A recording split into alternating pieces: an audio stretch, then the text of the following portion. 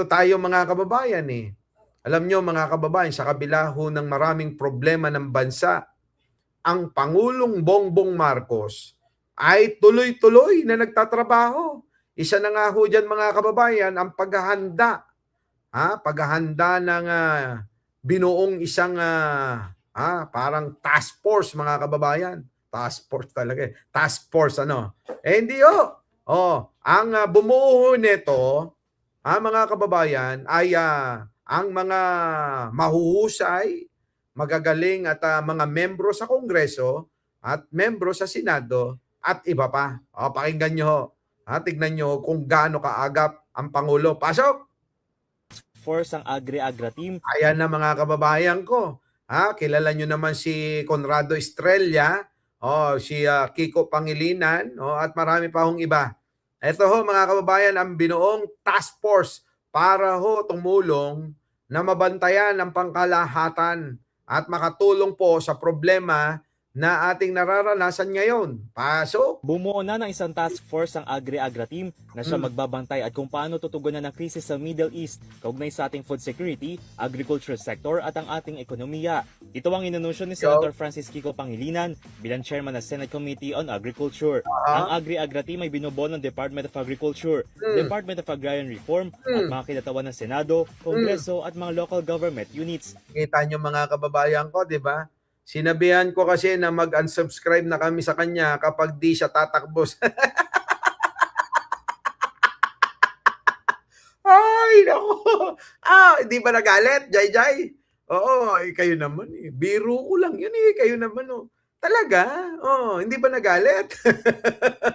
Mag-unsubscribe eh. Sige na, eto na. Kita nyo mga kababayan ko ha. Ganito ho. Ganito ho mag-isip si Pangulong Bongbong Marcos. Tingnan nyo mga kababayan. Gustong siguraduhin lahat na maayos. Layunin nitong tugunan ng mga hamon na kinakarap ng agriculture at fisheries sector at epekto nito sa mga consumer. Pagtutulungan ng task force na bantay ng ayuda, suporta at tulong na binibigay sa mga pinakaapektadong sektor. Sabi ni Pangilinan, kasama sa napagkasunduan ay susulong nilang bayanihan type na supplemental budget. Nako mga kababayan, Analisa Uso. Sino pa ba yung mga bagong dating dyan?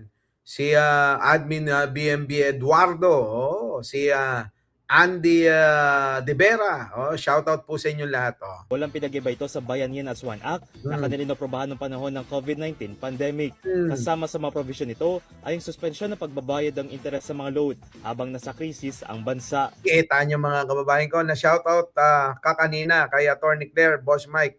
Tawa siya ng tawa.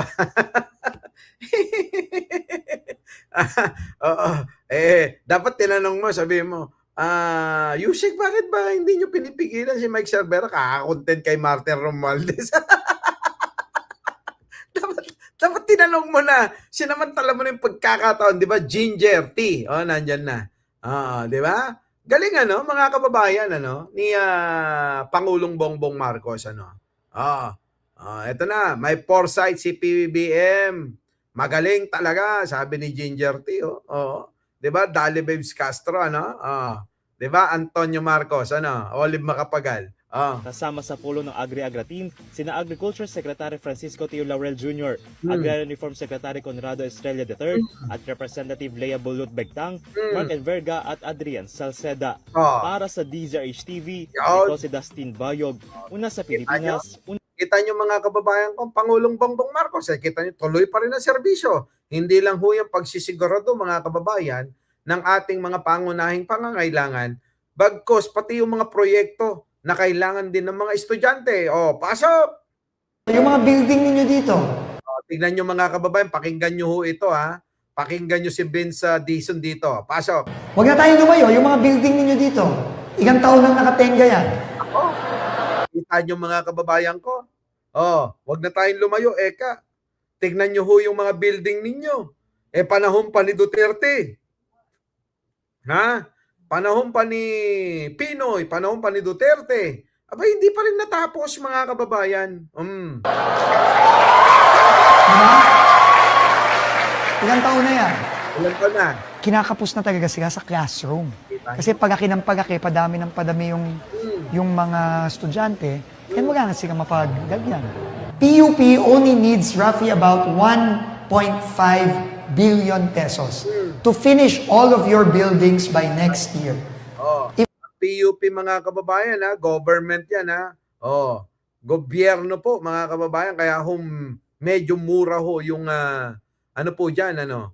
Medyo mura yung pong tuition fee. Oh, at saka karamihan ho diyan scholar ng bayan. Oh, tuloy. If we can provide that, lahat ng buildings dito na ewan ko, ilang taon nyo nang tinitignan dito na never natatapos. 4 years na, sabi ni Pres. Sabi ni Pres Bong. Oh, 4 years na. Di panahon pa nga ni Digong yan. Finally, next year, matatapos lahat yan. Ganon! Kita nyo mga kababayan, next year ho, matatapos na ho lahat mga kababayan. Ano? Ha? Ano?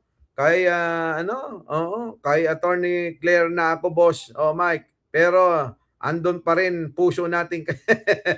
Sige, tuloy. Di ba? Oh, yan ang sinasabi ko mga kababayan, na ang Pangulong Bongbong Marcos tuloy-tuloy pa rin na nagsiservisyo at nagtatrabaho sa kabila ho ng marami hong mga problema. Di ba? Grabe naman yan. Ganyan na talaga. Oo! Di ba? Ano? Sino to? Si Mona Nasis. Oo, shoutout po sa lahat ng mga bagong dating, ha? Oh, eto, mga kababayan ko, nako, matindi ito. Oo. Eto, meron hong paalala ang DILG Secretary. Pasok! Na sa buong bansa na Ito may papayag ho kayo mga kababayan ko, ano? Kasi nga daw ho, mga kababayan, ano daw? Ito daw hong iinom ng alanganing oras sa kalsada at yung mga pagbibidyo okay, mga kababayan, Angelina, ano ba yan? Untalan, ang Angelito Untalan, shout out. 'Di ba? Ito mga kababayan ko pakinggan niyo ito. ipagbabawal na sa buong bansa ng Department of Interior and Local Government ang pag-inom sa kalye. Nako. Gayon din ang pagpapalawig ng curfew hours sa mga minor de edad. Magbabalita si Val Gonzales. Regador, wala kang kawala. Regador, kayo ay maganda. Regador, galit sa masama. Regador, ang sa inyo bebe.